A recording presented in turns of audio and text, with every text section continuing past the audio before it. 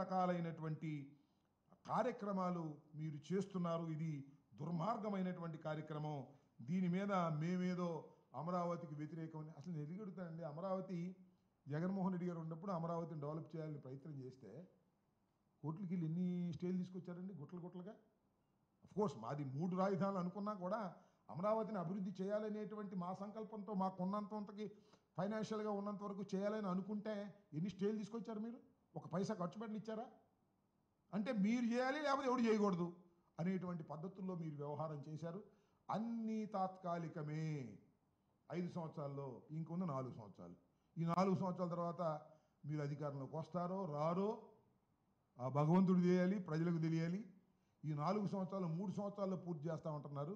3 సంవత్సరాల్లో మీరు పూర్తి చేసేది పునాదుల లెవెల్ నుంచి పైకి కూడా తీసుకొచ్చేటువంటి పరిస్థితి లేదు. అమరావతి అనేటువంటి ప్రాంతం ఆ కృష్ణా నదీ పరివాహక ప్రాంతంలో ఆ ఉన్నటువంటి ప్రాంతం లోతట్టు ప్రాంతాలు.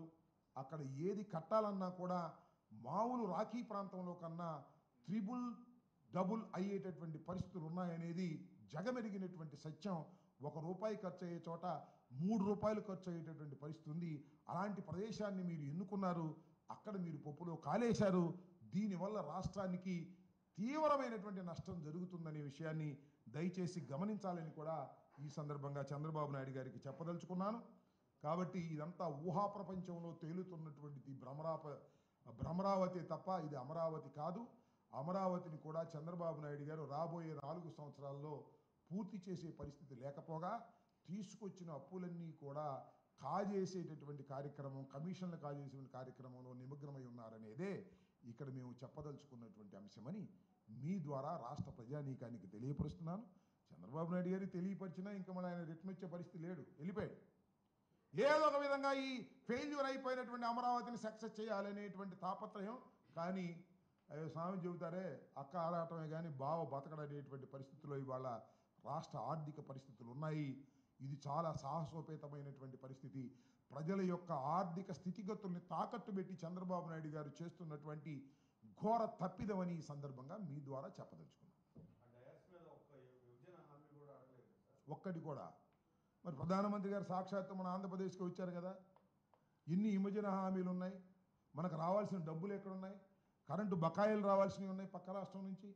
ఇన్ని ఉన్నా కూడా ఒక్క ఈ విభజన హామీ గురించి కూడా ప్రస్తావన చేయనటువంటి పరిస్థితిలో ఇవాళ చంద్రబాబు నాయుడు గారు ఎందుకున్నారో నాకు అర్థం కాల. ఒక్కటి కూడా అడగల. గ్రాంట్ అడగపోతే అడగపోయారు. ఒక్క హామీలు నెరవేర్చమని అడగనటువంటి సందర్భం ఉంది. పోలవరం ఎత్తు గురించి మాట్లాడామా? దాని గురించి మాట్లాడాలా? పోలవరం ఎత్తు తగ్గించేశారు. దాని గురించి కూడా చంద్రబాబు నాయుడు గారు డయాస్ మీద వచ్చినటువంటి అవకాశాన్ని ప్రధానమంత్రి గారి దగ్గర ప్రస్తావన చేయలేకపోయినటువంటి దుస్థితిలో ఇవాళ ఈ రాష్ట్ర ప్రభుత్వం ఉంది. ఇది చాలా అన్యాయమైనటువంటి కార్యక్రమం. దీని మీద మరి ప్రజలు ఆలోచించాలని ఈ సందర్భంగా నేను చెప్పదలుచుకున్నాను.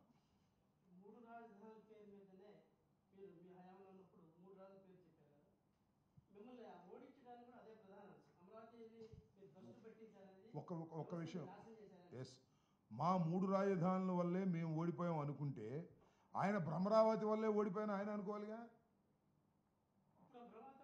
కాదు, అంతకుముందు ఆయన ఓడిపోయాడు కదా. నేను చెప్పేది ఆయన ఓడిపోయాడుగా.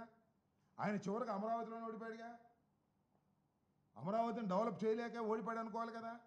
అమరావతిని సెలెక్ట్ చేసుకోవడం వల్లే ఓడిపోయాడు అనుకోవాలి కదా. ఒక్కొక్క ఓటమికి 1,00,000 కారణాలు ఉంటాయి. చివరికి నేను చెప్పదలుచుకుంది ఏంటంటే అమరావతి అనేది అద్భుత నగరంగా తీర్చిదిద్దుతామని చెప్పినటువంటి అమరావతిలోనే చంద్రబాబు నాయుడు గారి తెలుగుదేశం పార్టీ చిత్తుగా ఓడిపోయినా కూడా ఆయనకి జ్ఞానోదయం కానటువంటి పరిస్థితి ఉన్నది అని నేను భావిస్తూ ఉన్నా. 1,00,000 కారణాలు ఉండొచ్చు ఓటమికి.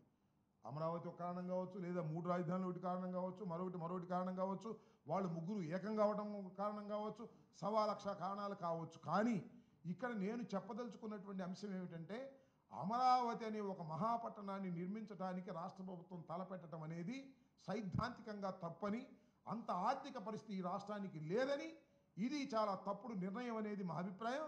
ఆ తప్పుడు నిర్ణయం అనేది అమరావతి 1లో రుజువైంది, అమరావతి 2లో కూడా రుజువు కాబోతుంది. 45,000 ఎకరాల అదనంగా తీసుకోవటం వల్ల ఇంతకుముందు ఇచ్చిన రైతులు కూడా తీవ్రమైనటువంటి అన్యాయానికి గురికాక తప్పదనే విషయాన్ని కూడా నేను చెప్పదలుచుకున్నాను.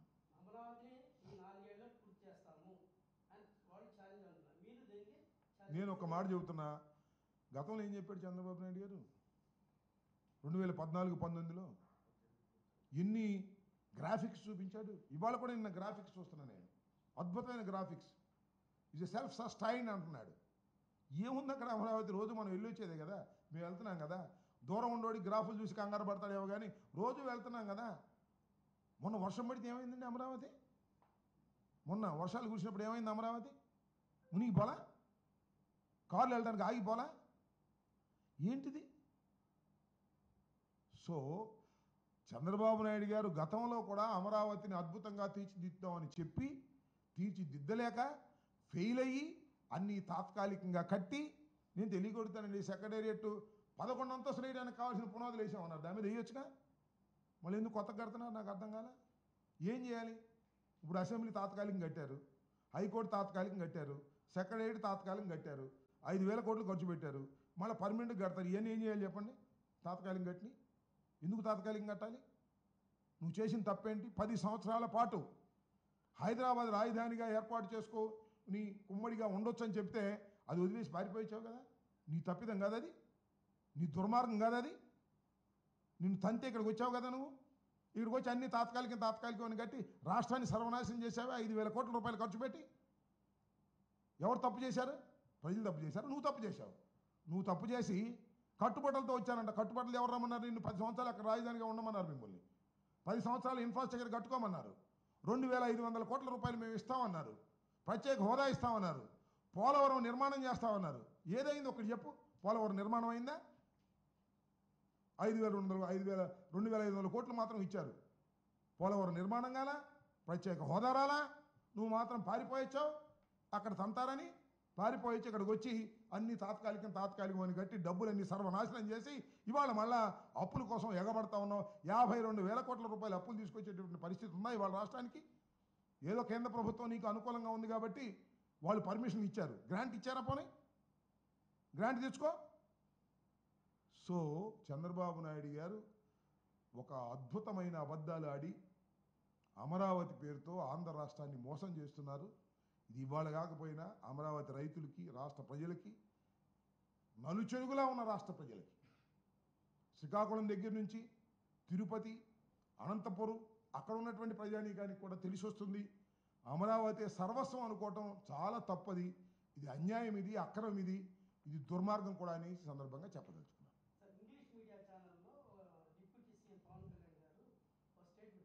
ఏమని? ఆయనకి నేనేంటంటే పవన్ కళ్యాణ్ గారికి కన్సిస్టెన్సీ ఉండదు. ముస్లింలే దేశభక్తులు అంటాడు, ముస్లింలే ఉగ్రవాదులు అంటాడు. మళ్ళా ఈ రకంగా కన్సిస్టెన్సీ లేనటువంటి స్టేట్మెంట్స్ పవన్ కళ్యాణ్ గారు ఇవ్వటం సర్వసాధారణం. ఆయన ఒక చిన్నపిల్లోళ్ళు అంటాడు. అందుకనే మన మోడీ గారు చాక్లెట్ కూడా ఇచ్చాడు. ఆయన కన్సిస్టెన్సీ ఉండదు. ఆయన ఎప్పుడు ఏ మాట మాట్లాడతాడో తెలియదు. ఇది నా అభిప్రాయం. నేను ఇంతకుముందు అనేక సందర్భాల్లో చెప్పాను, ఆయన రాజకీయాలకు పనికిరాడరా బాబు అంటే మా వాళ్ళందరూ ఎగబడి ఓట్లు వేశారు. ఇప్పుడు కానీ తెలుసుకుంటారు. నేను చేసేది ఏముంది? ఓకే.